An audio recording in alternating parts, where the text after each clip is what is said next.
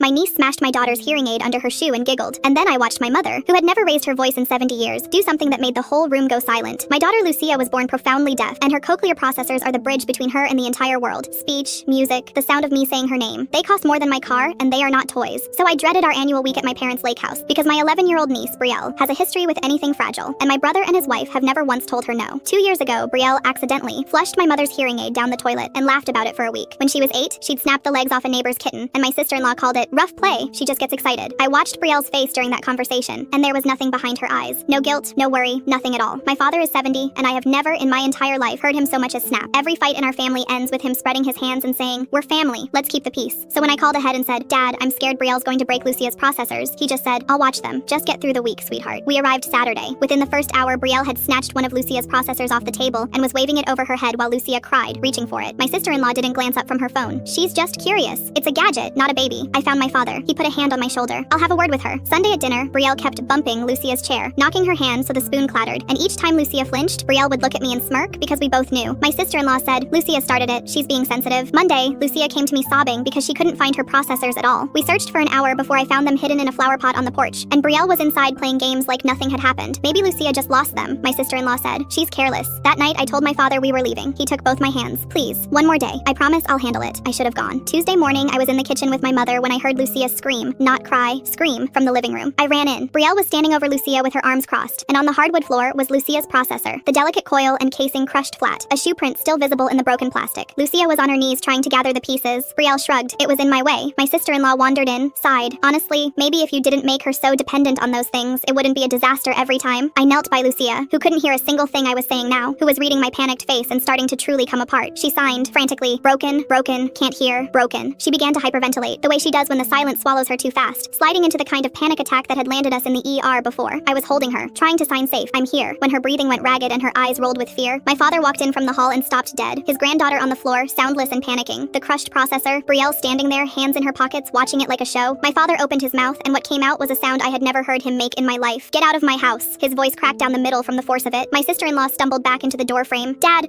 out!" The tendons stood out in his neck like cords, his face gone red, and Brielle ran for the door like the place was burning down. Then my father dropped to the floor beside Lucia, gathered her against his chest, and held her, humming, so she could feel the vibration in his ribs even if she couldn't hear it, until her breathing slowed and the panic let go of her. The whole time, tears were streaming down his face. He paid for the new processors before I could even reach for my wallet, over $8,000, and wouldn't hear a word about it. My brother's family hasn't been to a single gathering in 2 years. Last month, Brielle was expelled for stomping on a classmate's insulin pump.